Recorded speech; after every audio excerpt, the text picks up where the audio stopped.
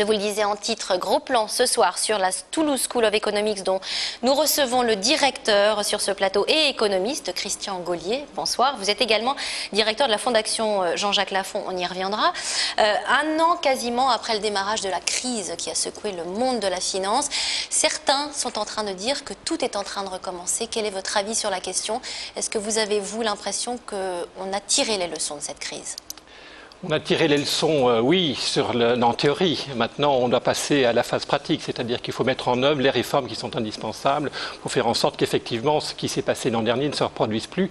On a besoin d'un système bancaire qui fonctionne, qui est efficace, qui est dynamique.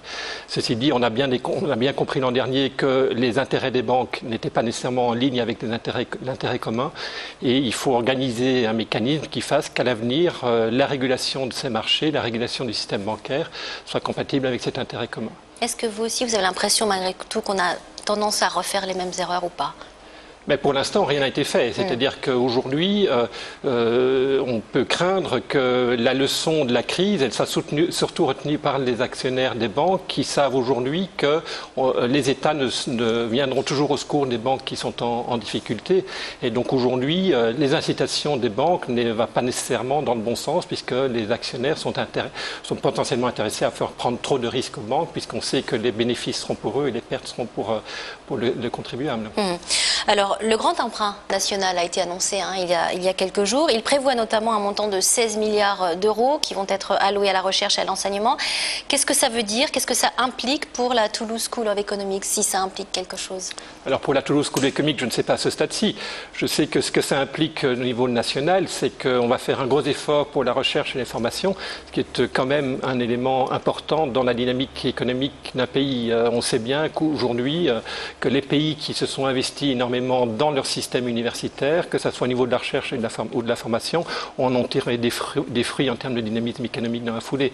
Donc ce qui va en être pour Toulouse et pour la Toulouse School of Economics, je n'en sais rien. On va passer à travers un processus d'évaluation, j'imagine, dans lequel les meilleurs centres de recherche vont soumettre leurs candidatures, vont resoumettre des projets, et puis il faudra voir ce qu'il en sortira. Alors j'ai dit en préambule, vous présidez la Fondation Jean-Jacques Lafon, qui est une fondation qui a été mise en place il y a 2 ans, je crois, qui a pour objectif notamment de développer les capacités de recherche et d'enseignement de haut niveau pour être dans le top 10 mondial, également pour pallier cette fuite des cerveaux dont il est toujours question. Est-ce que depuis 2 ans, vous avez l'impression que les choses changent dans ce sens? Est-ce qu'on arrive à prévenir cette fuite des cerveaux?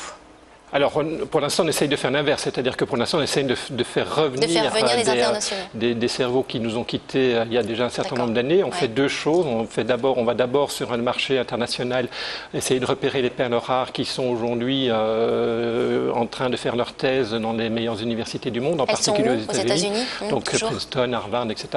Et là, on va sur le marché au mois de janvier. Nous allons à Atlanta où se trouvera le marché, le job market, où tous les jeunes qui ont soutenu leur thèse ou qui vont soutenir leur thèse vont présenter leurs travaux et en même temps les meilleures universités du monde vont faire leur marché sur ce marché pour essayer de récupérer, faire des offres aux meilleurs candidats. Nous avions ce midi une réunion où nous avons évalué 400 candidatures des plus prestigieuses, des meilleures universités du monde, de candidats qui ont fait leur thèse là-bas. Et donc nous allons aller sur le marché, interviewer ces gens et essayer d'en récupérer pour Toulouse. Alors il ne nous reste plus beaucoup de temps, mais j'ai encore une question importante puisque vous êtes quand même spécialiste aussi des changements climatiques. Alors à quelques jours du sommet de Copenhague, est-ce qu'on peut se poser la question de savoir ce qu'on peut vraiment attendre de ce sommet? Est-ce qu'on peut en attendre quelque chose finalement?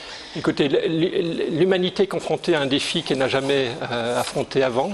C'est un défi très important parce que les climatologues nous disent que si rien n'est fait, nous pourrions être amenés d'ici quelques générations à avoir de réels problèmes de dommages très importants, voire de capacité de survie d'un certain nombre de populations exposées.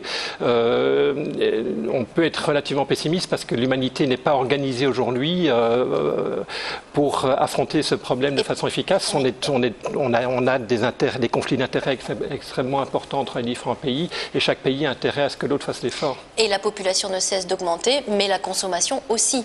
Voilà. Donc l'objectif, c'est d'avoir un système dans lequel la croissance économique soit plus verte, où on va inciter les acteurs économiques à mieux préserver les actifs environnementaux, en particulier lutter contre les émissions de CO2, lutter contre le changement climatique. Votre avis peut-être rapidement sur la taxe carbone, une utopie ou non? C'est une utopie qui est notre seule chance d'arriver à un résultat positif. Je pense que nous allons faire des sacrifices importants dans les années à venir. Il faut que ces sacrifices soient les plus efficaces possibles en termes écologiques. Et la seule façon d'y arriver, c'est de confronter tout le monde en même prix du carbone, en faisant en sorte que chaque individu sur Terre reçoive le même bénéfice quand il réduit d'une tonne ses émissions de CO2. Merci Christian Gollier d'être venu sur ce plateau.